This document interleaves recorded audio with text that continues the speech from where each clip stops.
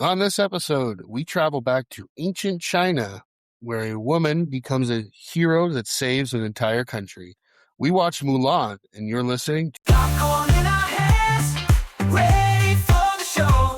From the classics to the blockbusters, we're always in the know. Throwing references like confetti, we keep it real. Geeked Out Podcast, we make you feel. We're the critics you can trust. Hey, everybody, welcome to another episode of Geeked Out. My name is Kyle. And I'm Juan. As we get into what's now going to be the final episode of our Disney animation renaissance, we will be discussing the movie Mulan. This was my pick. I'm surprised actually. No, I'm I mean, surprised. why do you say Figure this that? is- I don't know. It's just I like it because I like Asian aesthetics, and I just I love the themes, and that's what draws me to this movie. I just didn't. If I were a betting man, I just feel like this would have been on lower on your totem pole of movies. I mean, we're going to list the movies later on, but I feel like this would have been towards the bottom, personally. I know that, I mean, not to give away my rankings, but this movie is kind of more in the middle. But I've always really enjoyed this movie ever since it came out. I also figured that as much as like we could have done things like Beauty and the Beast or The Lion King or any of those big ones, I feel that Yeah, those have been almost so overdone by different podcasts or other sources that kind of review movies. I thought maybe shine a little light on something like this. And I mean, this is a movie that growing up I was a big fan of, much like last week when we discussed Tarzan. I vividly remember seeing this movie in theaters as well. I don't know if you remember growing up, so you and I grew up in the same city. Parks and Rec used to have a program where they would do what they called in the summer, they just simply called it a supervisor. And they used to have what looked like green rocket ships on different playgrounds. And what you would do is, do you remember that at all? I don't think so. Okay, so what you would do is, if you lived in the area, I mean, even if you didn't, your parents could drop you off, but if you lived in the area, you would go to one of these green rockets, and there was a Parks and Rec employee who would be there, and you basically would just sit there, and they would have all these kinds of supplies inside this rocket to do different crafts during the day. They had balls that you could go and play sports. It was almost like, and it only cost like $2 a day. I remember this because it was both my brother, me and my brother, and we just had to pay a toonie a day. Now, for those of you who don't live in Canada, a toonie is our $2 coin. But yeah, we just had to pay that every day, and we were basically there from like 9 until almost dinner time, and we would go home at lunch and come right back, and it was like childcare for $2. And all the parents had to do was sign a thing at the beginning of the year that if anything happened to the kids, like the person watching them was licensed, like there was somebody there who was going to be keeping an eye on them. And the year this came out, they organized, I don't know how many parks did go, but they organized like a big, almost field trip type thing. Which, same as school, we had to get permission slips, we had to pay the money, and we went and saw this movie in theaters, and I just remember having an absolute blast. I mean, it was a theater, nowadays it would be a nightmare. I mean, it was a theater filled with hundreds of kids. But yeah, I mean, I was 12 years old, or almost 12, I turned 12 that September. I was almost 12 years old when it came out, so I mean, I had a blast watching it, and I feel like for me, when it came out, it was right in that sweet spot of like, it's kind of an action movie, but then you've got the Eddie Murphy and the little cricket and the grandmother making jokes and having that comedy aspect. It just kind of fell right right in my wheelhouse when it came out. Yeah, yeah, I definitely feel the same way. Um, us, you know, us being around the same age, I felt very much, sorry, I felt very much the same you did. Um, yeah, it's the action. For me, it's definitely the action and the comedy and the like I said before, the Chinese just aesthetic, even down to how it's a little different from traditional Disney animation Hmm. in the sense of the just how they animate the smoke and fire and the fireworks and the explosions. It has a very you could tell it's inspired by Chinese artwork. It's almost mystical. Yeah, man, it's beautiful to look at every single time that I see it, and it draws my attention, draws my eyes to it every time I see it, even just if it's just simple smoke. And I appreciate just the little details like that, and just the fact that they had that in there. Yeah, I ate it up as a kid for sure. So for me, another thing that I really love about this movie is people who know me, and a lot of people that I've said this to in the past look at me like I'm crazy when I say this, but Uh-oh. there are certain Disney movies where my favorite character is the villain, and this is one of those movies.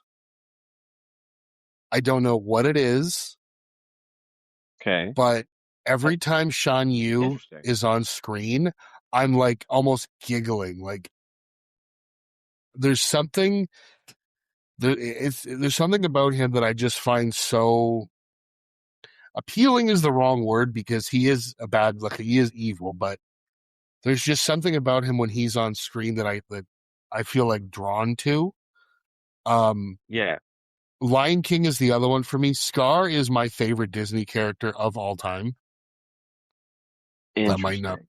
might not be a popular take. A lot of that does come from the fact that it's Jeremy Irons who voices him, but Okay. And the person that is does the voice here for the what's his name? Let me see. His name here. Shan Yu? yeah, Shan Yu. Shan Yu?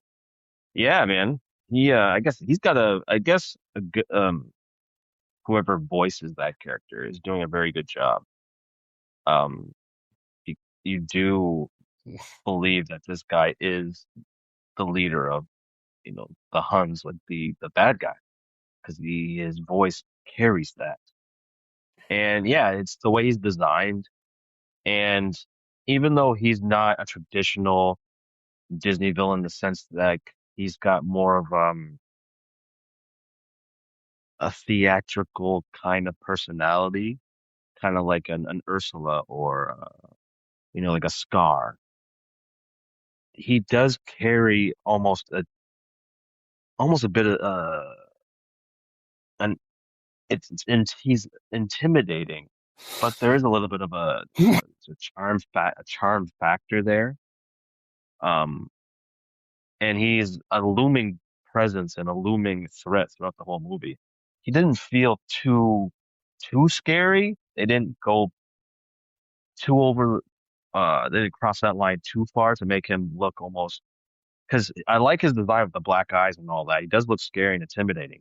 But they Yeah. could have pushed it a little bit further if they wanted to make him look a little bit more scary, but they didn't. And I do appreciate that. But as much as I do like him. I wish we had a little bit more of him because at the end of the day, he does as much as we do like him as a villain. I just wish there was more motivation um uh behind what he's doing. Yeah, it's At just least another one of those things of evil for evil's sake, and he just wants to conquer exactly. China. But like for me, it's right from the very first time you see him when he jumps over the wall and the guy lights the fire and he says, "Now all of China knows you're here." And all he does is he puts that flag in the fire and he just glares at him and he says, "Perfect." Like that that alone in itself is such a bold statement to be for when you think about what he's doing. Like he's trying to invade not only a country but an empire Yes. to take it over. And the fact that he's saying, "I'm glad that everybody knows that I'm here because there's nothing that any of you can do about it." Like he's Yeah. that confidence level is almost like I don't want to say a breath of fresh air because all villains seem to be confident, but there's just something that it when other villains act confident, it's kind of like, oh, okay. When he says that line, it's like I believe him. It's the kind of confidence as if he already won the war and he's just, informing everyone. Like he's Yeah, it's exactly. that kind of confidence.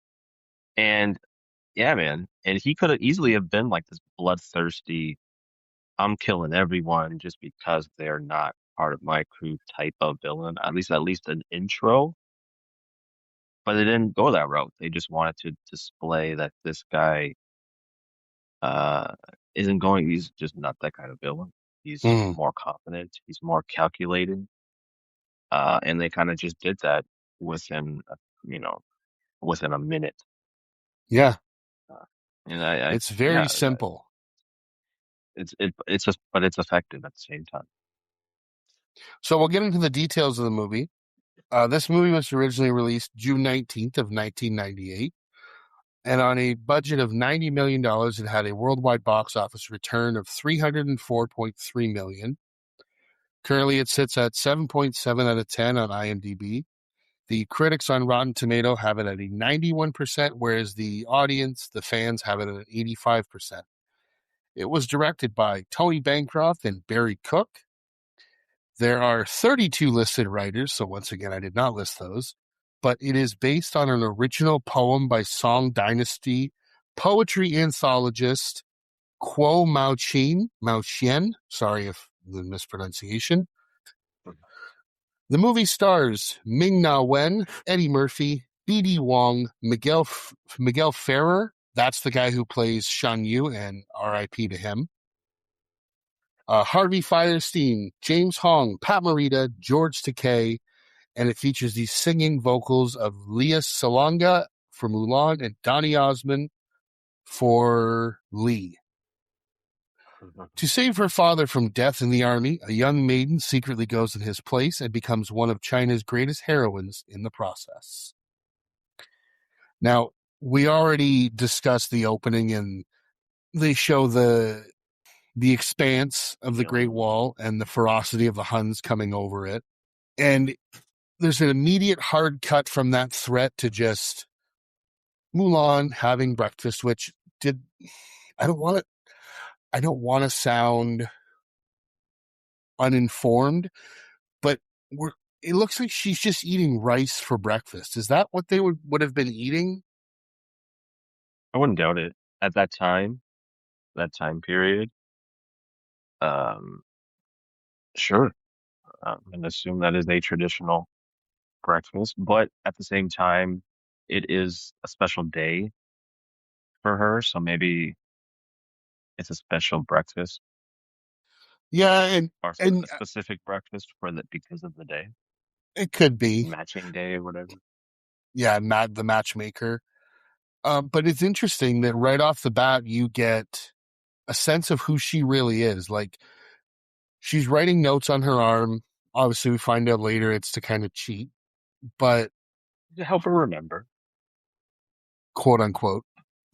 But then she has to get her chores done, and in order to do that, she ties a bone on a stick, and she basically has her dog more or less doing her chores, which goes to show the ingenuity that she will later on fall back on to use when she is in the army. It's just that MacGyver type. she uses her head instead of using might to solve the situation, which yeah, they established it pretty early. Which is great, good writing. And And I I like the mean, dog, that damn dog. That dog was cute. We don't get much of him, but I just like the way it's drawn, and yeah, man, just the way just the energetic naiveness. It's just silliness in the dog. I liked it. I liked it yeah, I like personally. him. I like him. And then you see her father. He's at the shrine to the ancestors, praying that they're going to help her with what she's going through that day. Which at this point we're not 100. We don't really know what it is, but we come to find out that she is meeting who they call the matchmaker, who I guess just um, betroths young girls to marry these men, and they Yeah, have to get all dolled up and go before her to get her approval and things like that. Which, when we get to this scene, we're introduced to one of my favorite characters, and I wish she would have been in the movie more, but obviously can't do that when she goes off to war. But is her grandmother, who I think is absolutely hysterical in this movie. yeah, she's great. She's full of personality, and I love that trope in any form of media is like just the snarky grandma, and I appreciate that they had her in this. Yeah, we didn't get much of her, and yeah, man, I think that's a good thing for this movie. It definitely knows on a pacing level when to pull away from certain things and when to give us certain characters and certain moments. Yeah, And this is just an example of it. As much as I would have loved it, we didn't get it, and I appreciate it because sometimes some characters, even though we love them, they can overstay their welcome, or they're just injected just because they prove to be popular and it messes with the overall formula of the movie. yeah. We and through this scene, we get the, I guess, makeover that they, as I said, get her dolled up and prepared. And it seems like she's only doing this because she has to. She has no interest. Whereas I guess the way that the other girls are portrayed with the big smiles as they're singing, because this is when we get, um, I think the song is just called Matchmaker, Mhm. but they've got the big smiles on their faces. And then when they show Mulan, she kind of like, instead of singing the last line, she has a look of like, really, this is what we're doing?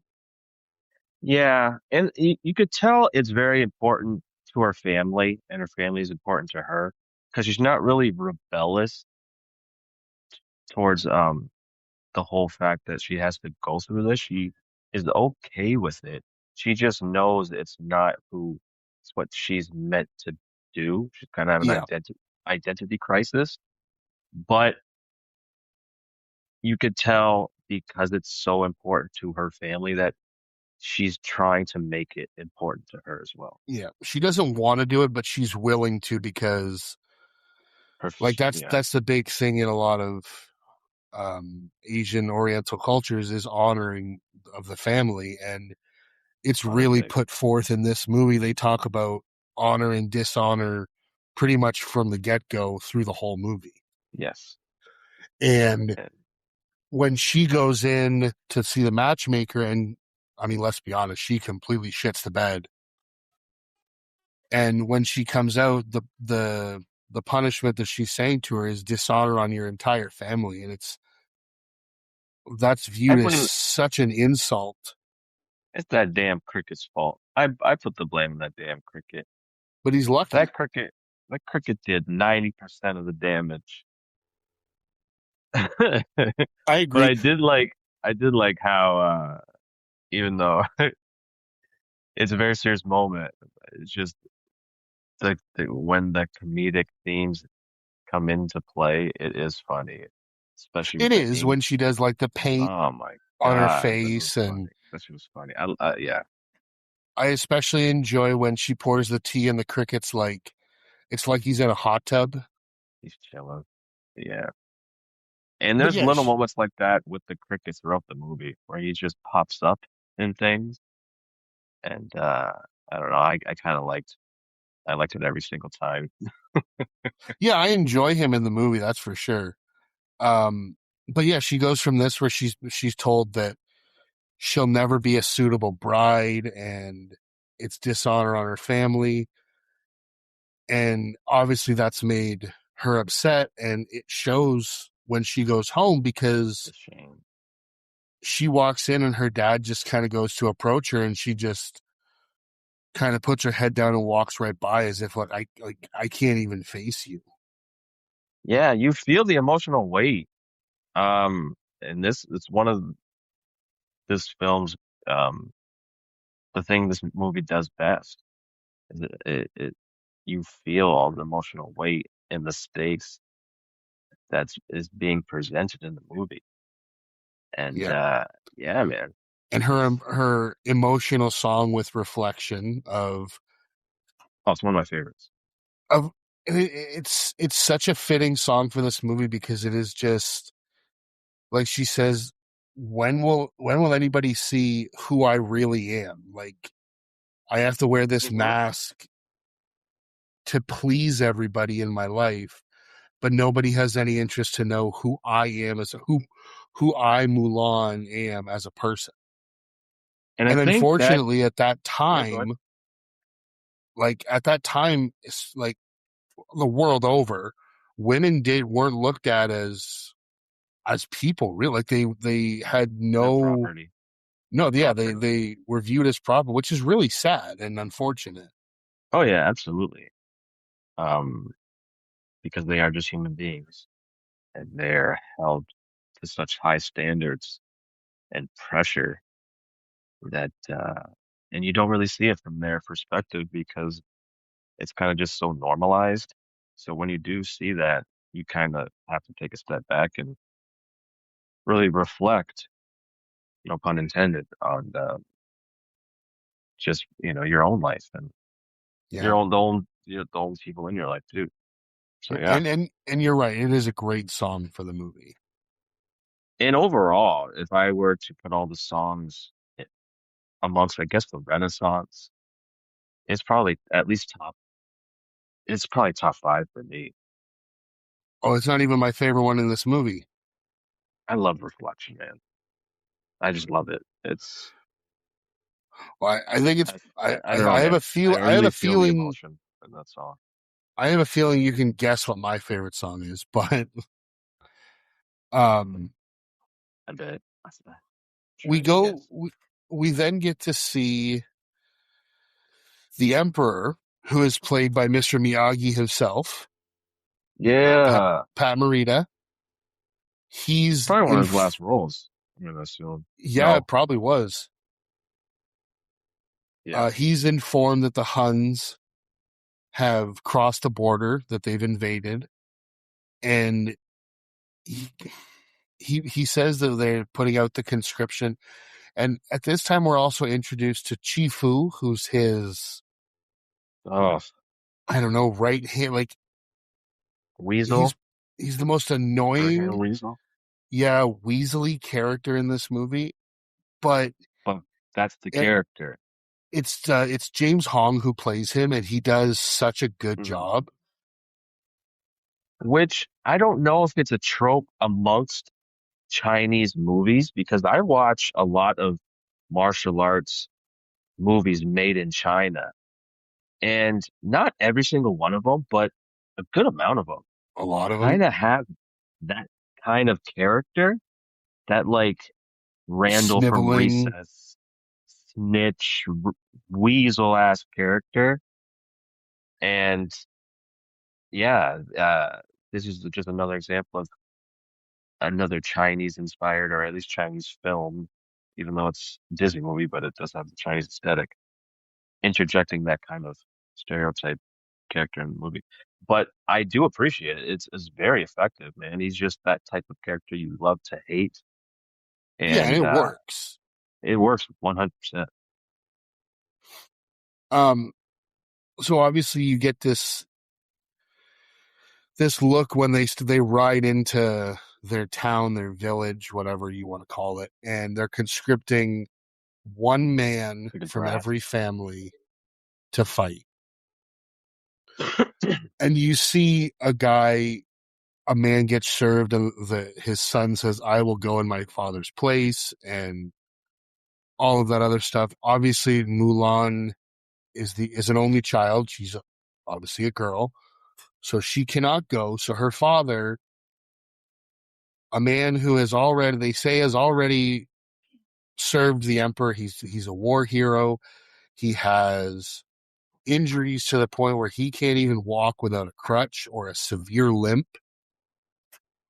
It's still, you still need to do your duty to the empire and go and give your life for the emperor. And I got to thinking, like, I know people didn't live to the same age that people do nowadays, but it's like, if you were in a family and you didn't, and say your children unfortunately had passed away, and you're like 90 years old, you still have to go join the army at 90 just because you're the only male in your family. I mean, that almost seems like a waste for them to even put the money towards training you. True. We didn't really get any. We didn't really get that perspective. We didn't really get any older characters. That No, would have everybody seems to be at like least their answered it. young fighting And age. but a they would have to. They would have no choice because that's just how things were. Even if you're 90 and you can barely walk. I mean, they probably have exceptions, obviously. If you're, you definitely add zero, um, like add zero value to the battlefield and you literally physically can't, then maybe, obviously they wouldn't. But if you are an able body and are able to walk to the battlefield, you're going to get your ass and do it if you're the only man in the family and duty requires it. That's just how it was. Yeah, I guess. I mean, it seems a little. I mean, obviously nowadays to us, it seems that idea seems a little ridiculous, but I mean, that's the way I guess that it was back then, It's just the culture of the time period for sure. and that's what gets Mulan so upset. She says there are plenty of young men who can go and fight for China. You shouldn't have to go, and he says it's my duty, and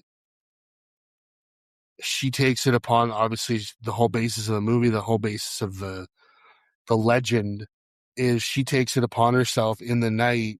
She cuts off her hair. She dons her father's armor. She takes his conscription notice and she goes to the camp in his place.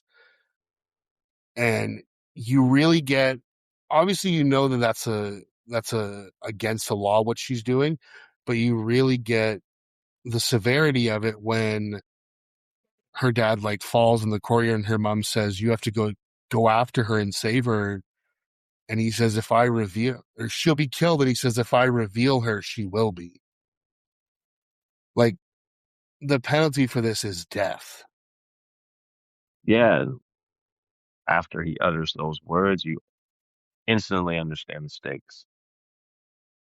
And yeah, that just, again, it adds to the emotional weight that has already been shown in such short amount of time in this movie. Yeah, and obviously they need help, so the grandmother asks the ancestors to protect her, and we get senior ancestor George Takei, and Bunch of different well, various ancestors, they're all over the place, but which, we get yeah, what might be my favorite Disney sidekick in Mushu, and this is like Eddie Murphy's audition for Shrek. yeah, he's like if Donkey is like a 10, He's like he's about a eight, about I a was gonna say about seven. a seven, but yeah, Yeah, about a seven.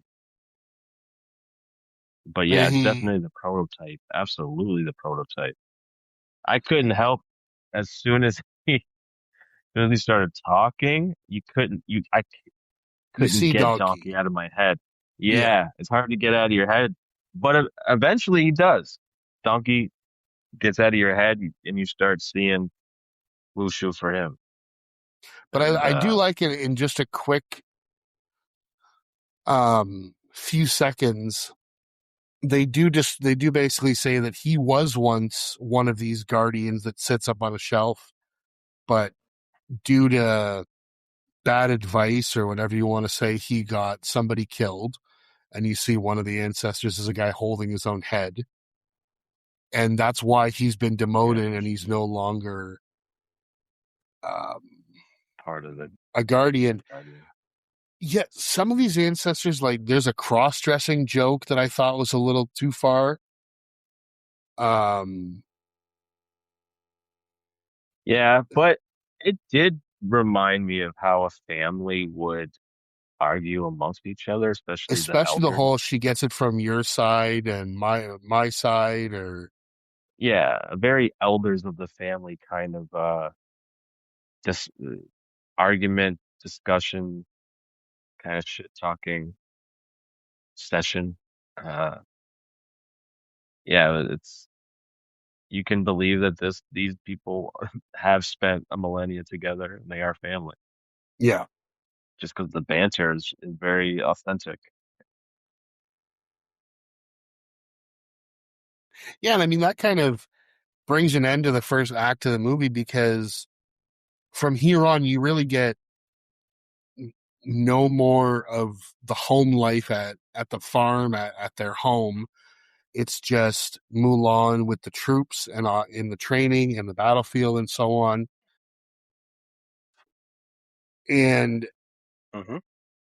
I like the whole introduction with when Mushi reveals himself and he's like, "I'm here to help you," and he's Yeah, those he's grand doing his gestures. best to try and get her to integrate herself by trying to tell her how to act like a man, which none of this is true. I've never said hello to another guy by punching them in the head. No, I don't think I've ever led with that. Can't say that I have. Not to a But friend, pardon? not to somebody I like, anyways, or would like to know, I guess. No. And then obviously this opening, before she even meets the their captain, I keep forgetting his rank, but before she even meets him, she ends up in a dust up with a whole bunch of people, and All the comrades, they end up spilling all the food, which is just a giant pot big of ass those rice. rice. And I love that their punishment is you have to pick up every single grain of rice. I'm watching it going, I don't care if there's 400 people. That would take days. Yeah, I didn't pay attention to how much rice fell, but It's like a sounds like cauldron. yeah, it seemed like a shit ton of rice. And yeah, it would take a lot. It would take a while, even with a bunch of. Yeah, that's but that is a in the army type punishment, like Yeah, basic that training I mean, type it makes punishment. sense for what they're doing. But we Hmm. get and I so obviously you see all these guys training, which it seems like there's maybe a couple hundred, 100 people type thing. We really only meet, other than Mulan, Small three. handful. There's It's like three or Ling, four. Qian Po, and Yao. Those are and the one that sticks out is Yao, and I think it's just because he's voiced by Harvey Firestein, and he has that. And he kind of looks like him too if he was Asian. But maybe just his facial hair. But he's There's got the something same fucking inspired by mustache. him. He has the same mustache as Tarzan's dad from last week. Oh, okay. Something seems familiar, but it does seem like his design is inspired by the voice actor in a way. A little bit, but it's kind of it's funny because when you look at the Did he three have of a them, black eye? Did he have a black eye throughout the whole movie? I don't know if it was one or both of them were like that, but yeah, at least one of them was like that all the time. And Couldn't help but notice that. I think that's a bit of a character thing where it's almost like he's constantly running his mouth. And I like another one of the army friends that I like is the gentle giant guy, Shen The big Po. Chen Po. Just because that's another kind of archetype that I like in media. It's just the gentle giant, big, soulful guy. And yeah. But the rest, you know, they're okay. They're just Well, more, side characters. But I do the most memorable are the two we just are discussing. well, yeah, because you've got so if you take the three of them, there's Ling. He's like the tall, lanky beanpole guy. Then Chien Po is like this giant dude, big, heavy set guy, and then Yao is like The short, he's a short guy with stocky. almost um like the little man syndrome type thing. Like he always feels like he needs to prove that he's bigger than he actually is, which I'm assuming is why he would run his mouth and have Yeah, that he's got black eye. Like overcompensating. he always seems like he's trying to pick a fight. Yeah, and he's got the biggest mouth amongst the crew. I So he's mean, he always getting mouths in off to trouble. their commanding officer. Yeah, almost Like, immediately. well, and it's funny because we meet Captain Lee, voiced by BD Wong, and his father is the general who's going ahead, and he's being left there to train the troops. Obviously, it's a little bit of nepotism, which I get. It's fine, but he's taking on this role of training all of these people, and in doing so, it's it's solely his responsibility for getting them ready. So he's taking this very seriously. And the beginning of the training, obviously, we get the arrow and the pole with the weights. And this is when we go into I'm a sucker for a training montage. You pair it with a song like I'll Make a Man Out of You, and I have it at 10 out of 10, no notes. I love this song. I love this whole training montage. I don't know why they're doing some of these trainings, but Hey, it's just so they could be a better unit. And you definitely you feel that it's in within the montage. It's definitely you feel the transformation amongst not just Milan, but everyone, her whole team.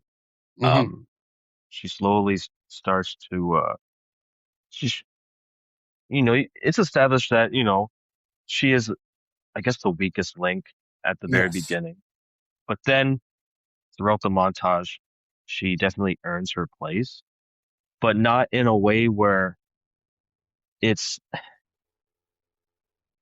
not diminishing being a man and propping up being a woman. She's just a character, and I liked the way they approached that. They just kind of just let her as the character uh earn that earn that place, earn But that montage. in reality, through the montage, she by the end of it, she shows that she's almost superior to all of them, anyways, because she's the one who gets number one gets the arrow down. Then, as you're going through it, she's able to do all of these things as well. And she's the one who even gets, when they're doing like martial arts, like sparring, She even gets a shot in on Lee, on her captain. Hmm. And he kind of has a look of like, where he like grabs his chin and then he kind of like smiles like, huh, like we're really making progress here. Yeah, and it's not just so, solely propping her up. You're also seeing like the rest of her crew is also improving, and they're not like pushing them down to prop her up. Everyone No, gets brought up.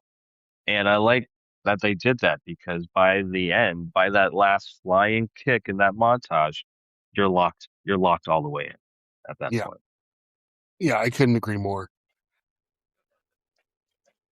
I the whole bathing scene is she almost gets found out and the skinny dipping, but I think it needed to be in this kind of a Disney movie.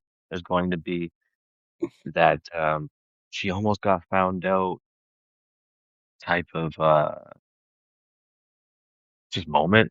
I think that's just part of the a story like this with yeah, no, I was just saying like it I think it's a scene that yeah, it exists in the movie, but there's not really a whole heck of a lot to talk about it or to talk about aside from the fact that as they're as they're leaving, Mushu and the cricket overhear this Chifu talking to Lee about these troops are an embarrassment to China. They're never going to be ready. Like you've failed as a trainer, and Mushu's like, he's having none of this because he's like, we've worked our asses off to get Mulan into this position to get her into the war, quote unquote. And so they used the cricket to write what's supposed to be an emergency message from the general to say like, we need you guys on the front line ASAP, like no questions asked, get here as fast as you can. I do like that he delivers it while riding a panda because the horse won't uh give him a ride. And yeah, I I like do that. like that I do like when he's on it, Chifu kind of looks at the panda and he says, what's the matter? You've never seen a black and white before? Yeah, yeah. So this that Eddie Murphy personality and just his comedic charm is definitely one of the highlights of the movie. And it it's not the same kind of performance as a Robin Williams, but it just is at I would it is iconic, but just in a different way. Um, Well, Robin Williams is because at like an 11, the entire movie of yeah, Aladdin. it just his comedic style is very impressionist, doing a lot of Mm-hmm. impressions, a lot of references. And And very Eddie loud. Murphy's and yeah, very loud. And Eddie Murphy's loud too, but his delivery is more, I guess that's just his comedic style is just it's his delivery and how he says it, I but think the he's difference I it's think the just difference is funny. Robin Williams is so in your face and Eddie Murphy is more while he's still loud and can be strewn as like almost like obnoxious, he's more measured in the way he does it.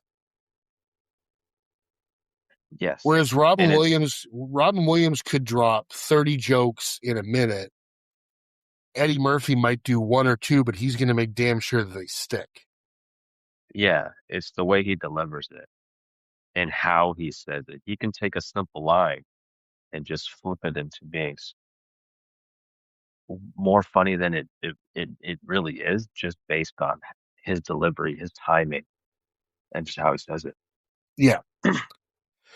Of course, once they receive this message, it's like, okay, we got to go. And we get another, um, this one's a traveling montage set to a song. This is the one we get, A Girl Worth Fighting For, which um, I'm a Explain. sucker Let's hear for the plot. Disney songs. I have an, I'm not ashamed to say it. I have an entire playlist on my Spotify of just Disney songs this is one of the songs that I feel doesn't really work unless you're watching the movie. Like I can listen, If you haven't watched it first, like because every even time you listen to it after, you're taken right back to that scene. And the moment that happens right after I still this feel that it doesn't scene is hit as what much the or it's song's not all as about. quite as enjoyable unless you're watching the movie at the same time. That's just my own opinion. Okay. Um, Hey, for sure.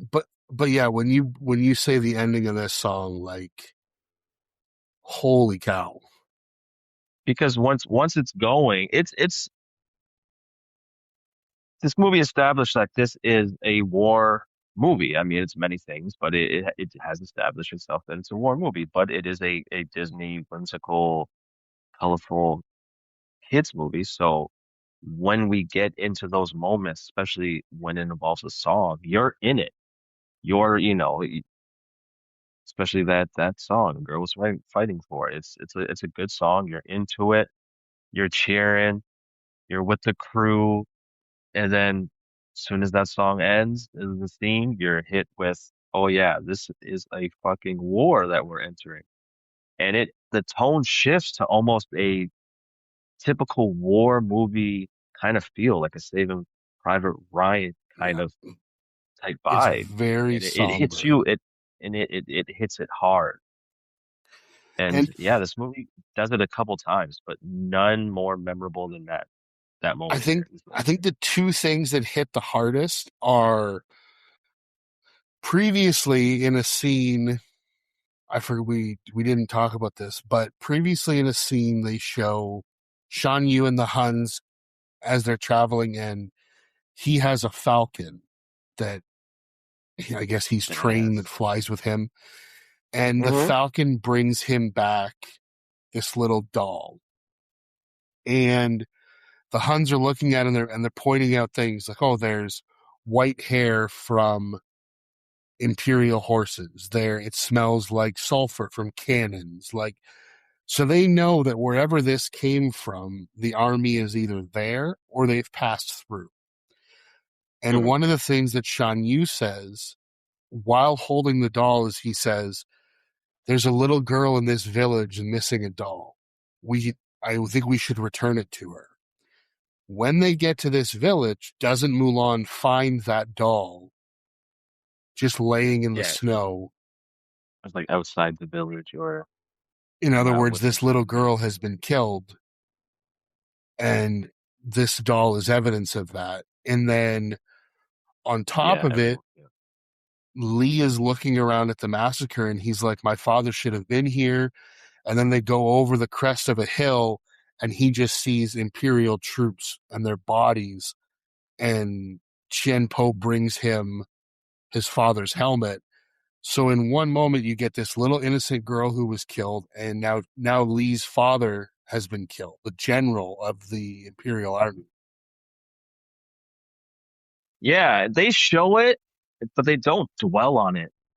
But you do feel the stakes in those moments. And yeah, man, it hits. Those emotional moments hit. Yeah, you can tell that they're upset, but they also know that they still have a job to do. So it's like, but I did think while I was watching it, I was like, if this wasn't a Disney movie, this would be like the scene in 300 where they get to where they have all the bodies fucking nailed to the tree. Like that was the vibe that this was giving me. And then it was like, oh, it's a Disney movie. They would never do something like that. But No, that was but like it the gives off feeling, like those vibes. Yeah. it's, No, I it, agree.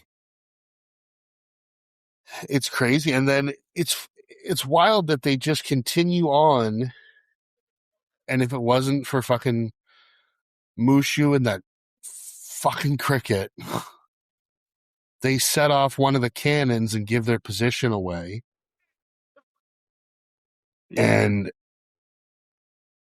the scene, it's like an The iconic arrow. scene in like a war, like you say, a war movie. when it's just Shan Yu and then all the Huns at the top of the mount, like the hill, with the battle cry and the music swelling in the background. Like you almost forget for a minute you're watching a Disney movie with those types of elements. Like those types of Yeah, elements are like an epic war, like a Braveheart type thing. aside from the Stampede and Lion King, I think this is one of the most intense sequences Disney has ever done. I will Uh, say though, it seems like there's 10,000 Huns, and then when you look at the Imperial troops, it seems like there's 12 of them. yeah, And and you and definitely feel the numbers once you see like the introduction to the army. You start seeing them all panned out, marching forward. Yeah, you feel the hopelessness in the numbers because it immediately cuts back to that this small army and yeah, the the leader of the army there, BD Wrong. He says, if you die with honor. So it's like if yeah, there ain't that no is way. an impending doom right there. They are coming, and What I yeah, what I you what I did find remember kind these of funny things. though is when the cannon goes off and he turns around and he goes, "You just gave away our position." I was watching it and I'm going, "Dude, you're a column of people walking across white snow. I think people would have seen you regardless of canon or no canon." They would have found you eventually pretty quickly. They just found you moments earlier than they would have already. Yeah. And once Just the way again, they where they're positioned. it comes down to they fire all these cannons. They've got one left. And Lee, I forget who's holding it, but Lee says, pointing at Shan Yu. And Mulan immediately looks up at the mountains. She takes the cannon and takes off running. And she literally shoots it like Mushu says 3 feet in front of Shan Yu and but misses him. But she's not aiming at him. She's aiming at the mountain to cause an avalanche, which decimates his entire army minus I think like 6 people. But I find it really funny the way the kind of juxtaposition between the two of them. The Chinese army is constantly in like head to toe armor. The Huns are in what look like bathrobes and shirtless. Yeah, So I feel like they that also, is I think historically they also accurate use to that a aesthetic. historical. Pardon? I'm sure it got some historical accuracy to a fault. I think there might be that, but I think they also were using it to kind of establish some kind of an aesthetic. Like, once again, these guys are so confident, they don't think they even need armor. Like, they feel like they're almost invincible against this army. Like, there's no way that they can possibly beat us. Yeah, and just the fact that just how they're drawn, like the skin tone's darker, they seem just more intimidating and They're all very big too. ruthless and cold. They're very And, large men. hmm Now, and the one thing I didn't saw when she does this, he swipes at her with his sword and cuts her. But what I didn't like with this whole avalanche is uh, they almost turn it into what looks like water flowing. That's not how an avalanche works. I don't Like, know. I've never been in one myself, but so I don't know. I mean, neither have I. But But I no, it mean, definitely felt more liquidy in some parts of the scene there. like at one point, she's riding her horse, and she turns the horse to go against the snow. It's not like trying to swim upstream. Like you don't have a chance.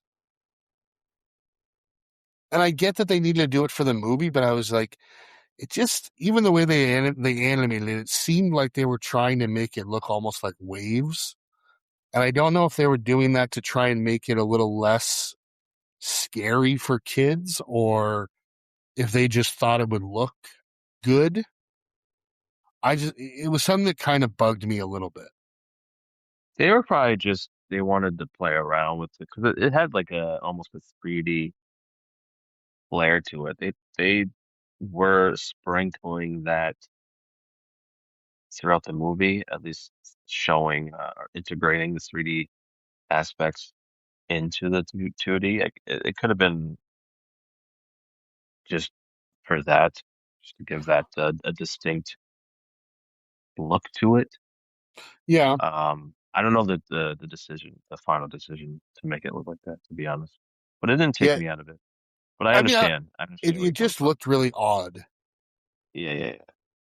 And we needed Shan Yu to cut her in response to this avalanche inducing explosion, And because this is and I how do she gets yeah, found out.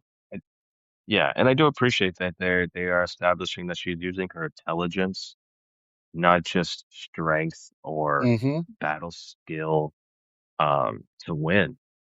Because the the villain, the main villain there, isn't the kind of villain that's going to lose on a one-on-one with Mulan. No, Um, and if they would have done it that way, it would have it would have the the payoff, the emotional payoff wouldn't have hit so hard. Um, so I'm glad that they in both moments where he's defeated, Mulan uses her intelligence instead of just brute strength. and what I like about it is it's her intelligence that she had the whole time. It's not like it's something that she learned training like a quote unquote man.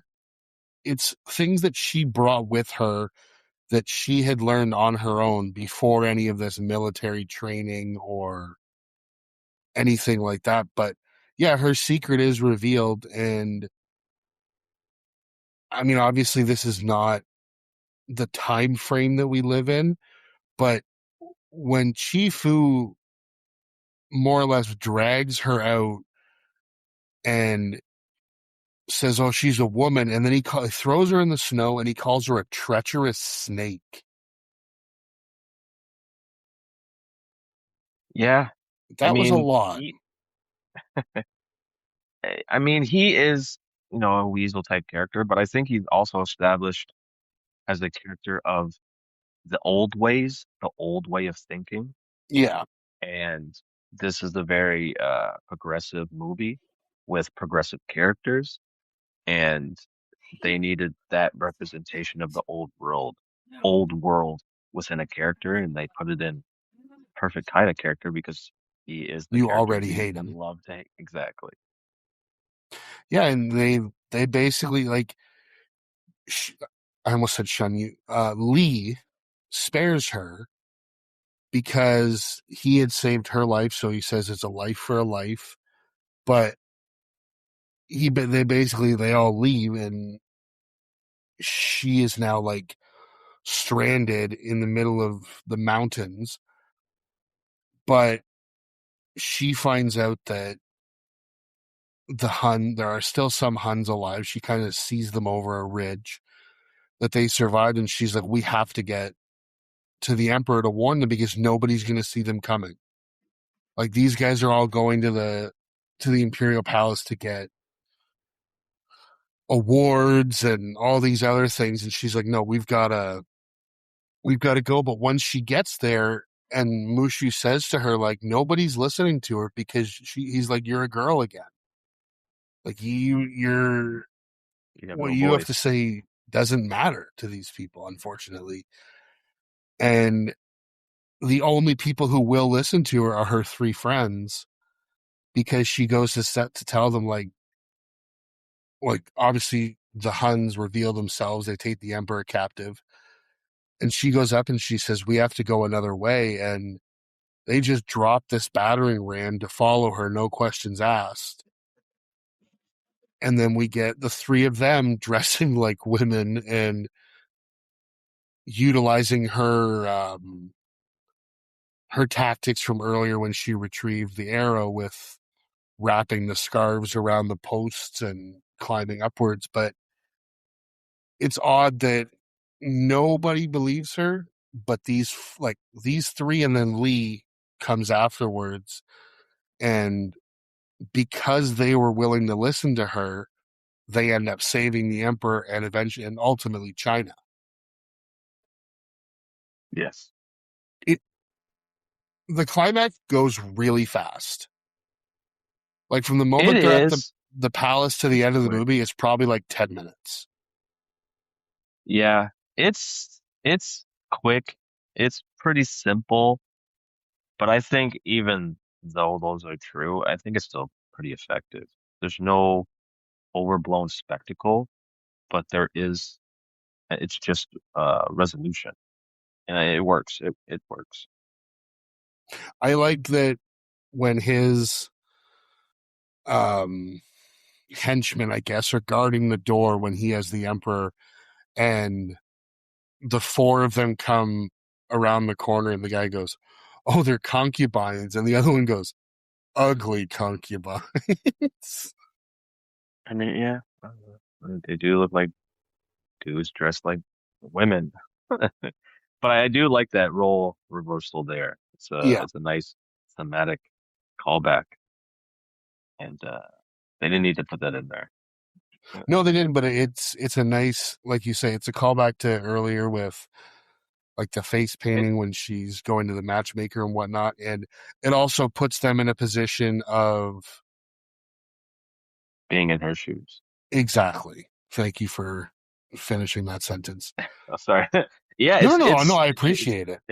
it's a sample of good writing when they do moments like that, that little callbacks and things that have a good payoff. At the, and yeah, just even though we don't, it doesn't overstay its welcome, it shouldn't, but they put it in there, and it's a testament to the writing, especially when they all get together and they're all climbing using that technique that Mulan used when she got Yeah, the arrow. It's another little callback there. It's and you just great get writing overall. and you even get the callback of the song in the background as they're Hmm. climbing up the pillars, and finally the defeat of Shan Yu when she reveals who she is, and he immediately is just It's on flabbergasted site. like the soldier from the On site. mountain. And then he Yeah. suffers what I He can doesn't only say it doesn't say you're a girl. He's not no, he just says surprised. the There's no shock soldier. value. It's just you're the soldier. All right. Now you're going to die. They don't make an emphasis that she's a girl. No, And I'm so glad because you put this movie. I didn't see the live action movie, but terrible. I bet you they had more emphasis that she's a woman in the writing in that movie Okay, compared to this one. when it comes to the live action, I've seen it once. It was awful. There's no comedy, there's no music, there's no Mushu. They they tried to do it more as Traditional, yeah. like an epic war movie, And that's and one it's of the not. themes of the movie, but it's not the main theme of the movie. It's I not didn't think it was very good at only all. only elements. Yeah, a lot of people didn't because it was missing a lot of what made it fun. I haven't seen it, but that's just what I've heard. Yeah, I wouldn't And recommend you watch it. no, I got the. I'm not going to sully the animated movie. I have it, and I'm going to stick to that for sure. Yeah, and then Shan Yu suffers what I can only describe as death by fireworks, and Hmm. immediately afterwards, she is praised by the emperor, and even that Chifu guy is still going on. Oh, she's a woman, she's this, and he says to her, "I want you to join my advisory team or whatever." And Chifu goes, Hmm. "But sir, there are no positions open." He goes, "Fine, that you can have his job. Yeah, I starts crying. But she He gets says, too no, much I responsibility. want to just go home to my family. I want to go see my dad, my mom, my grandma. Like, I don't want to do this. So he gives her leave. I don't think she And said she didn't want to do it. She just said she's missing her family. yeah, like I'd rather be home. Like I'd rather have my So I life guess with that, them than here. yeah, I guess in her way that is a decline on the offer without actually saying it. Yeah. But Hmm. then it's, but then even the emperor bows to her, which causes every single person to then bow to her as well. And she is more or less dubbed the hero, the savior of China. And she leaves, goes home to her dad. And I like the scene when she goes to her dad and she presents, oh, this is the sword of Shan Yu, and this is the crest of the emperor. They're gifts, blah blah blah blah blah. And he literally just throws them on the ground and hugs her because all that he cares about is she's home and she's safe. Yeah, and even like when the emperor, um, just take it back a little bit, when the emperor is about to bow, he um he lists all the stuff that she did, and she feels great shame because she feels like she's dishonored her family. Yeah, And then for him to, do the 180 and say you have saved your people, you saved all of China. She has that look of realization. And yeah, it's such a big payoff because that's all she wanted to do. All she wanted to do was save her family, and she ended up saving all of her people. And mm-hmm. you really feel it in that moment as everyone starts bowing to her. It's like the Star Wars scene when everybody gets a medal. I just wish they would have paid off the song Reflection, where she sees the reflection of, I don't know if they did that in the movie. I wasn't, yeah, I don't know. But No, they don't. she sees a reflection of herself and she smiles Or or or something like even that along the or even it lines. could have been That, something like her dad or something being like, "This is now I see who you really are." hmm I feel like But that would no, have they don't been do a that little callback the of any icing on the kind. cake. Yeah, yeah, yeah. Yeah, that would have been really good. No, the But only it's thing still they do okay. is they show her embrace with her dad, and then they show Lee Oh show man. up Yeah, that's crazy. Just the to bring her helmet, and it's obviously because, And it's a great deal. She got the medal from the emperor and she got the sword of her enemy. These are the greatest honor you could bring to your family if you're a man or hmm and the fact that she all she wanted was to bring honor to her family. When she brings that to her father, he looks at it and just throws it on the ground because he doesn't give a shit about that at the end of the day. He cares about her. And just the way they executed that scene again throughout the movie, it's you feel that emotion, you feel that a weight that scene carries. yeah, And it's not you don't get much of the father. The movie doesn't go back to the father at any point. You see him at the beginning, see him at the very end, and even still, you understand the love between him and Mulan. yeah, It's very impressive. yeah. And the last thing we get is Lee, her captain, shows up to return "quote unquote" her helmet, and it's obviously because he has a thing for her. And even when she leaves, the emperor says to him, like, more or less, like, "Go get her," because he says, like, you don't meet a girl like that every dynasty. And this leads to one of my favorite lines of the entire movie from the grandmother when Oh yeah, her horn, when yeah. he's returning the helmet and Mulan says, "Would you like to stay for dinner?" And her grandmother from off screen goes, "Would you like to stay forever?" And then just Because when he before that, first walks in and asks where she is, her grandmother and mom just point, and her grandma goes, "Well, sign me up for the next war." yeah, yeah, exactly why I like those type of characters.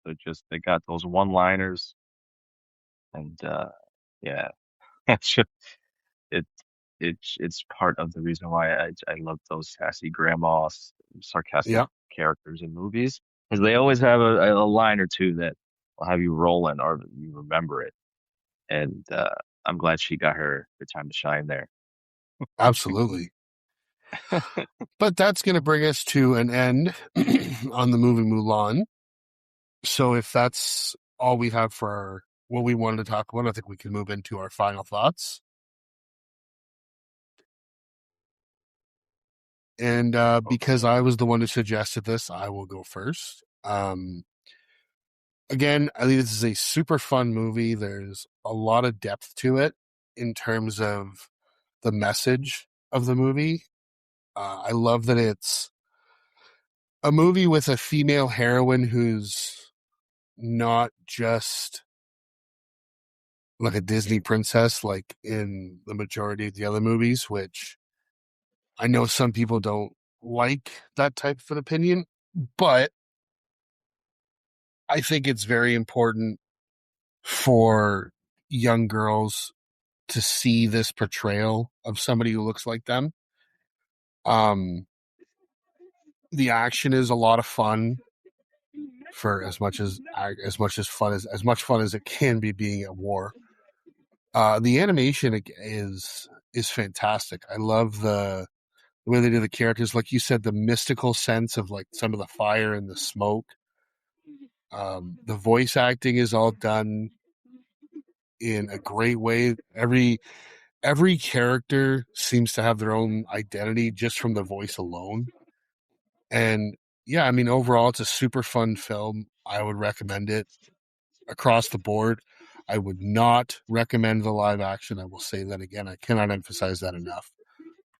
But yeah, this is a super enjoyable movie, and it's a fun ride, and it's only like an hour and a half, so there's not a whole lot um a whole lot of time where you're going to be sitting there where not much is going on. It moves at a pretty good clip.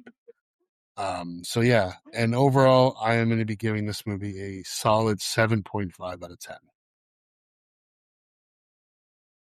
Nice, nice, nice, nice, nice, nice. Yeah, I agree. Agreed with everything you said, to be honest. Yeah, this movie is definitely one of the most unique animated films out of the Renaissance there. Just very stylistically different in many ways, and it worked for me. Um, it's one of the few movies that actually earns its emotional payoff. And there's a bunch of emotional payoffs in this movie. Uh, yeah, this definitely isn't your typical Disney princess movie. It's a coming of age arc mixed with a war movie and or a war story movie, whatever you like to call it. And it's one of the most grounded movies um that the animated movies that they have. What works is definitely the emotional core. Mulan's motivation isn't romance, it's duty, identity, family, love, um, for just family and friends. Um, yeah, the pacing for being a 90 minute, I think it's just under 90 minutes, but the pacing's tight and it's purposeful.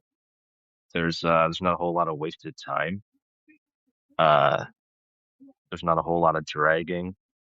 There might be a scene that borderlines dragging, but you definitely don't feel it at all. There's no unnecessary subplots or anything. Um, the humor, not just with Mushu, but he is definitely com comic relief, but not just comic relief. He's definitely functional to the story.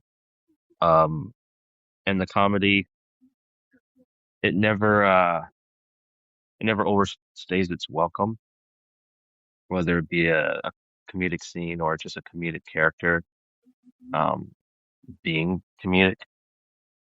It doesn't borderline become annoying at any point. Um, what also works is the music, obviously. Uh,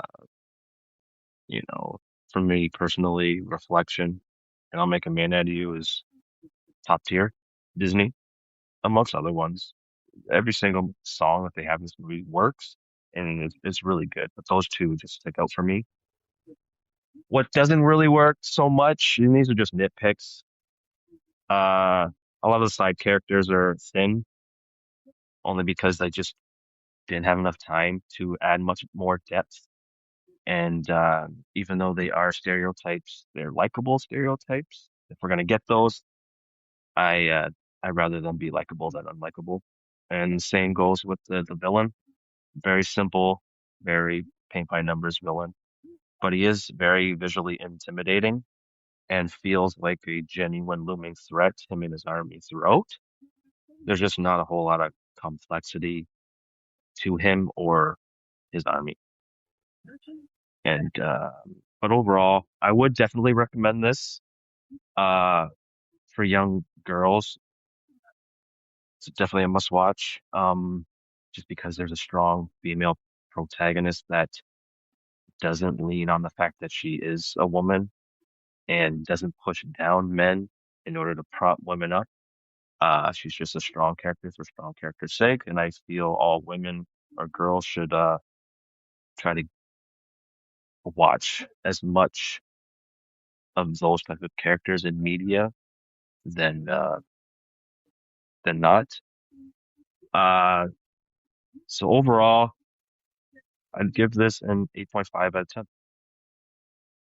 Okay, now I had said in one of our earlier episodes about Disney that we were just going to do a quick run through. We're going to do a ranking of where we have these 10 movies that are considered in the Disney animation renaissance. We're just going to rattle it off quick. Did you want to go first, or do you want me to do my list first, or how do you want to do that? Huh. I'll go first. Okay. Um, We going I 10 to 1? I'll go 10 to 1. Okay. And the only reason why I put this movie at 10 is because I've never seen it. Don't crucify me, please.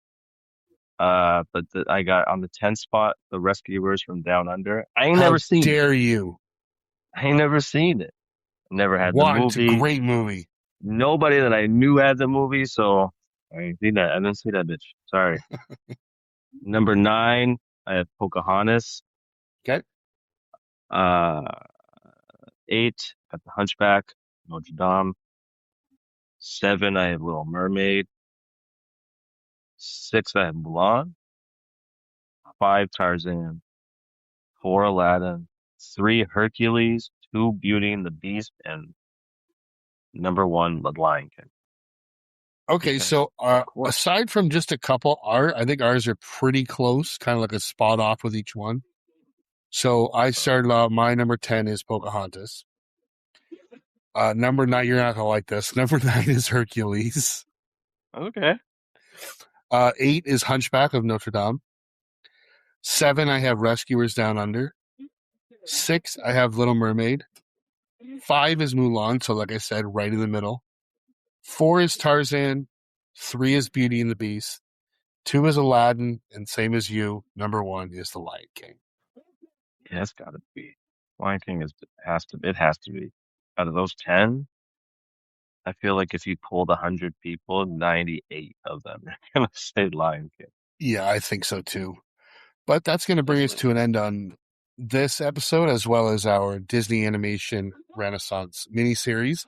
As we move forward to our next one, it's kind of fitting because this movie is a movie with a strong female protagonist, and that's actually what we're going to be doing next. We are going to be doing female-driven or female-led films.